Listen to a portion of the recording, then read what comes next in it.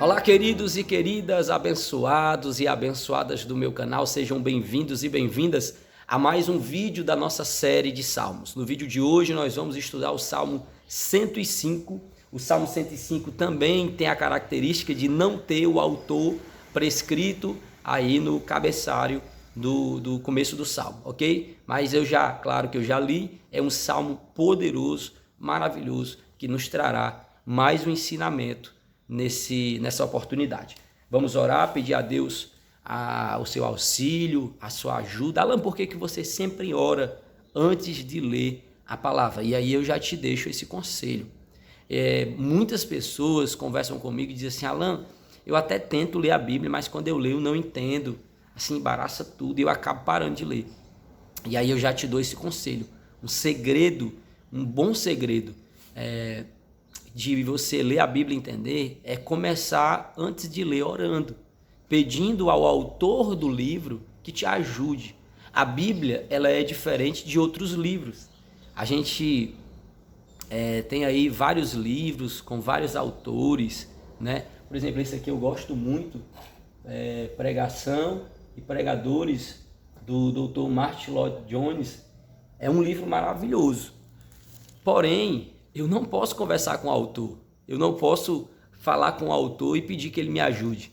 Mas a Bíblia é sagrada não. O autor está junto comigo, o autor está comigo na hora da leitura. Então, se eu orar a ele pedindo a sua ajuda, o seu auxílio, com certeza ele irá me ajudar no entendimento da palavra. Por isso que sempre, todas as vezes que vamos ler a Bíblia, o correto é orarmos antes, pedindo a Deus a sua ajuda. Vamos orar? Bendito és tu, eterno Rei do Universo, Criador dos céus e da terra. Nós te damos graça e te louvamos por mais esse dia, Pai, por mais essa oportunidade. Muito obrigado, Senhor. Nós suplicamos a tua ajuda, o teu auxílio no entendimento da tua palavra. Assim nós te pedimos e te agradecemos em nome de Jesus. Amém. Salmo 105 diz assim: louvai ao Senhor, invocai o seu nome, proclamai seus feitos entre os povos. Cantai para ele, entoai-lhe hinos, considerai todas as suas maravilhas. Glorificai-vos em seu santo nome, exulte o coração dos que buscam o Senhor.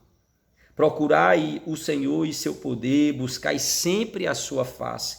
Recordai as maravilhas e os julgamentos provenientes de sua boca. Vós, descendentes de Abraão, seu servo, vós, filhos de Jacó, seus eleitos. Ele é o Senhor, nosso Deus, seus julgamentos estão em toda a terra. Ele sempre se lembra de sua aliança, a palavra que ordenou para 1000 gerações, aquele que afirmou com Abraão, aquele que firmou com Abraão e confirmou por juramento a Isaque.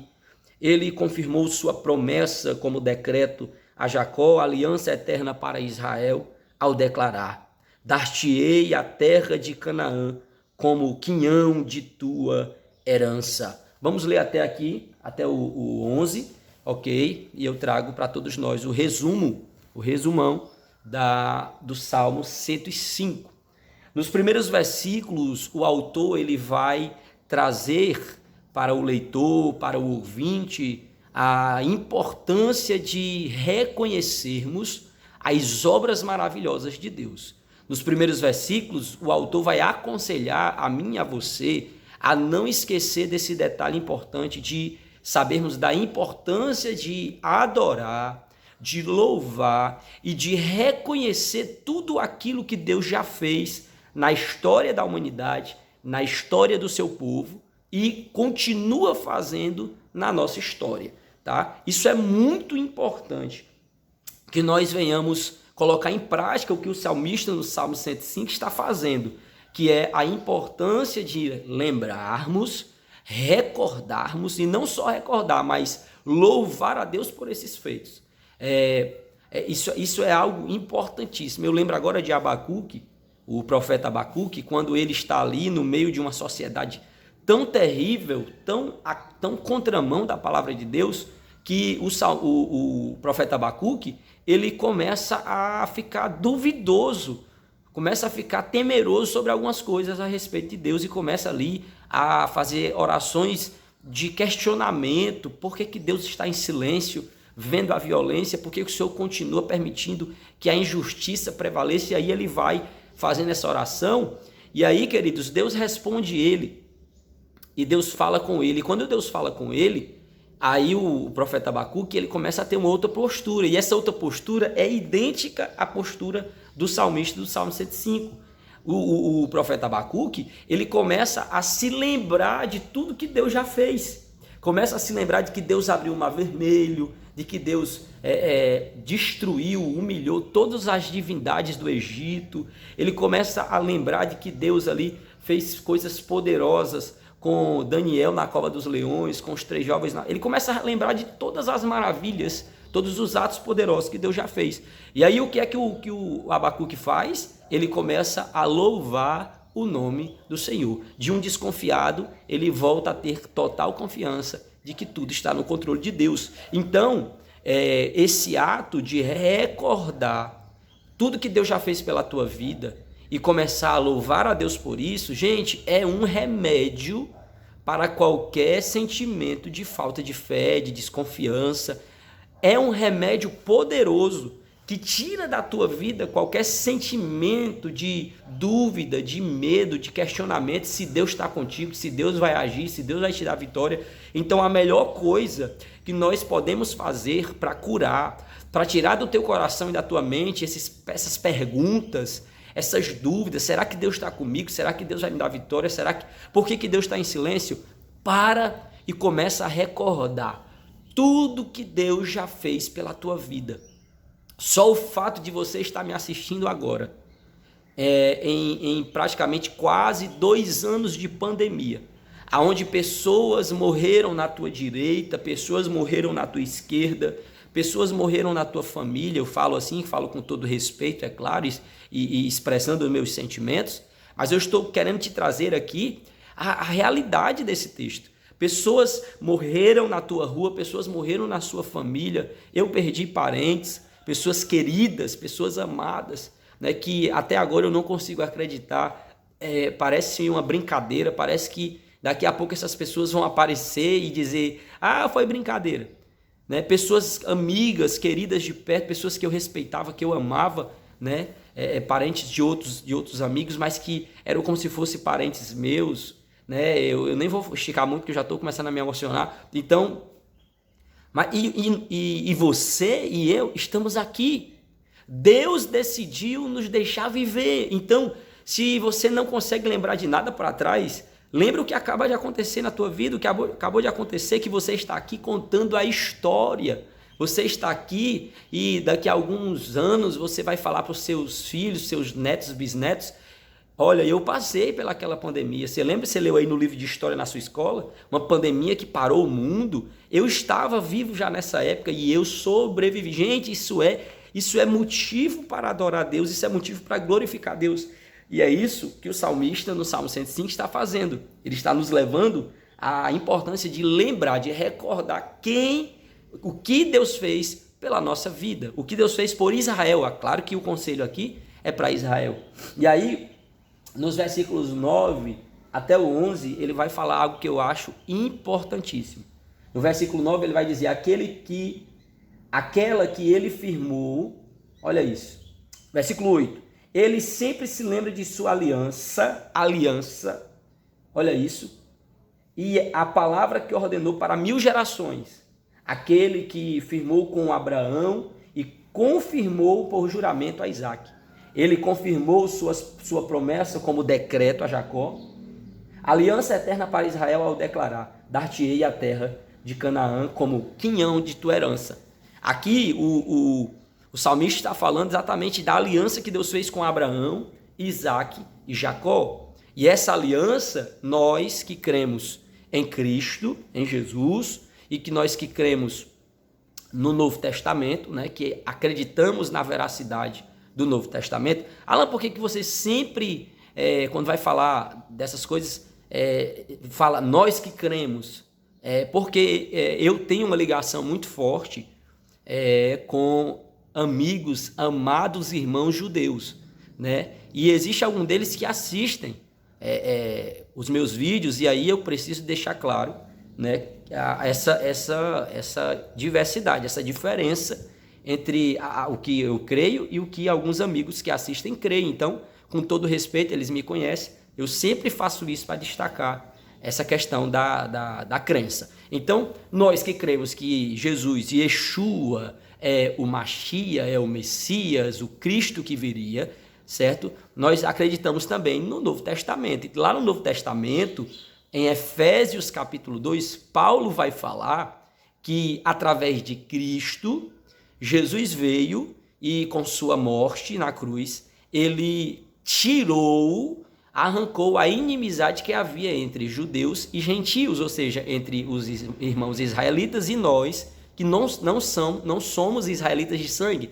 Biblicamente, todo povo que não é Israel é gentio, é goim, como eles chamam no original. Então, nós somos gentios. Então, a Bíblia diz em Efésios capítulo 2 que Jesus veio e quebrou essa inimizade. Passamos a ser amigos, e não só amigos, mas passamos a ser irmãos. A Bíblia diz no Novo Testamento que nós somos o filho mais novo. Israel é o primogênito, o filho mais velho, ok? Então, lá no texto de Efésios, Paulo vai deixar bem claro, e Paulo era um mestre, né, na Torá, na Bíblia hebraica, no Velho Testamento, como costumamos chamar. Paulo prova, né, por A mais B, que Jesus veio e fez isso. Ele trouxe a amizade e Jesus nos tornou participantes.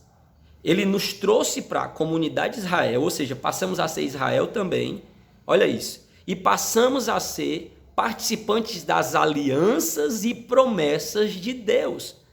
Glória a Deus! Que notícia maravilhosa! Então, essa aliança de Abraão, Isaque e Jacó, essa promessa da terra prometida, dessa terra onde não haverá mais dor, não haverá mais sofrimento, onde a justiça vai reinar, também cai agora sobre todos nós que acreditamos e seguimos os ensinamentos de Jesus. Ok? Porque se você seguir o ensinamento de Jesus, você vai seguir o ensinamento de Deus. Porque Jesus, ele só na verdade, pregou a palavra. Ele só pregou o que a Torá, o que a Bíblia hebraica, o que o Velho Testamento já falava. Ele só veio e pregou o que já estava escrito. Ok? Então, quando você estuda os ensinamentos de Jesus, comparando com a Torá, com a Bíblia hebraica, você vai ver que não existe nenhuma novidade. Não existe nada de novo. Tudo que ele falou já estava escrito, ok? Na verdade, ele só deu mais força e o que ele pregou chegou até nós, ok? Então, queridos, nós também somos participantes dessa aliança que o salmista está falando aqui. Graças a Deus por isso. E aí, no decorrer do salmo, a continuação do salmo, do versículo 12 até o versículo 45, o salmista vai, se você ler depois com calma, se eu fosse aqui falar para vocês versículo a versículo, a gente ia ficar aqui até meio-dia, né? Então, por isso que eu trago esse resumo sobre o salmo. Mas o resumo é esse. Do versículo em seguida, até o 45, o salmista vai trazer aqui um relato sobre o que Deus fez no Egito. De que Deus envia José. Olha isso, Deus envia José, Deus permite que José seja vendido por seus irmãos, permissão de Deus, é Deus agindo, para que ele fosse na frente, para que ele passasse por tudo aquilo que você já conhece, fosse chamado pelo faraó à sua presença e fosse colocado como governador. Tudo já estava traçado por Deus. E aí vem a fome sobre aquela terra, certo? E Jacó e sua tribo e a sua descendência precisa ir para o Egito buscar alimento. E aí é ali que há o encontro dos irmãos com José sem se conhecerem. Aliás, José conhece seus irmãos, mas os seus irmãos não o conhecem. José estava diferente, a aparência com certeza bem egípcia, né?